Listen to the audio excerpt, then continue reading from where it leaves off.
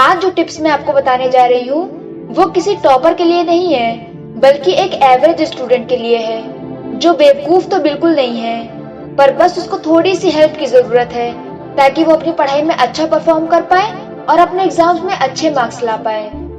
इस वीडियो को मैंने 3 पार्ट में डिवाइड किया है। सबसे पहला, how to prepare for study, यानी कि पढ़ने के लिए खुद को तैयार कैसे करें, और दूसरा पार्ट है हाउ टू एक्चुअली स्टडी, यानी कि एक्चुअली में कैसे पढ़ाई करनी है आपको, और पार्ट 3 है हमारा how to remember what you study, यानी कि जो भी आपने पढ़ा है उसको याद कैसे रखें, जिसमें से पार्ट 1 ये है और बाकी पार्ट 2 और पार्ट 3 आपको वीडियो के एंड में मिल जाएगा।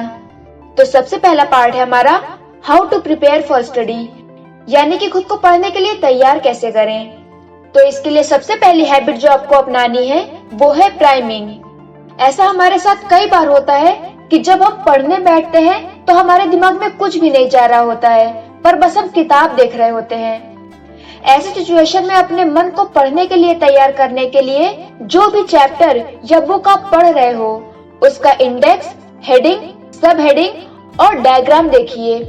आपको याद कुछ भी करने की जरूरत नहीं है, सिर्फ आपको देखना है। ऐसा करने से आपके दिमाग को एक मोमेंटम मिलेगा और वो पढ़ने के लिए तैयार होगा, और इसी प्रोसेस को हम कहते हैं प्राइमिंग। अपने मन की प्राइमिंग करने के बाद जब आप वो बुक या चैप्टर पढ़ना शुरू करोगे तो उसमें आपको कुछ वर्ड्स ऐसे मिलेंगे जो आपको जाने पहचाने लगेंगे। इससे आपका वो चीज पढ़ने में और भी ज्यादा मन लगेगा। दूसरी हैबिट जो आपको पढ़ने के लिए तैयार करेगी वो है डिफाइन योर पर्पस। आपको याद होगा कि जब हम स्कूल में पढ़ते थे तो हमारे टीचर्स हमें प्रीवियस ईयर्स के क्वेश्चन पेपर पढ़ने को कहते थे और हम सोचते थे कि इन्हें पढ़ के तो हम जरूर अच्छे नंबर से पास हो जाएंगे।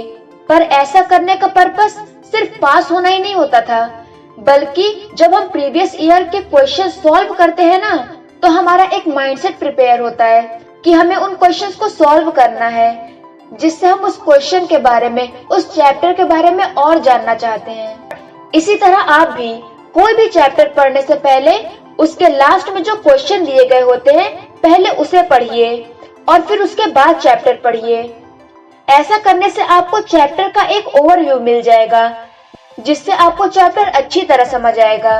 और अगर कोई कैलकुलेशन करने वाला सब्जेक्ट है तो उसमें भी पहले खुद से ही क्वेश्चन सॉल्व करने की कोशिश करिए। इससे कोई फर्क नहीं पड़ता कि आपका आंसर सही आता है या गलत, बस आप अपनी समझ के अनुसार उसको सॉल्व करने की कोशिश करिए। ऐसा करने से आपको चैप्टर को अच्छे से समझने में मदद मिलेगी और आपको एक पर्पस भी मिलेगा क्वेश्चन सॉल्व करने का। अब जो तीसरी हैबिट है जो आपको पढ़ने के लिए तैयार करने में मदद करेगी वो है बिल्ड क्यूरियोसिटी। आपने देखा होगा कि आपने आज तक जो भी चीजें सीखी हैं उन सब के लिए आपके अंदर हमेशा से एक क्यूरियोसिटी रही है। आप उन चीजों के बारे में जानना चाहते थे, इसलिए उन चीजों को आप सीख पाए और वो आज तक आपको याद भी है। यही चीज पढ़ाई में भी एप्लीकेबल होती है। किसी चीज को सीखने के लिए हमें उसके लिए क्यूरियस होना पड़ता है। अब मुझे पता है कि ऐसे बहुत से सब्जेक्ट होते हैं, ऐसे बहुत से टॉपिक्स होते हैं जिनको लेके हम क्यूरियस नहीं होते। जैसे मुझे पर्सनली हिस्ट्री में बिल्कुल भी इंटरेस्ट नहीं है।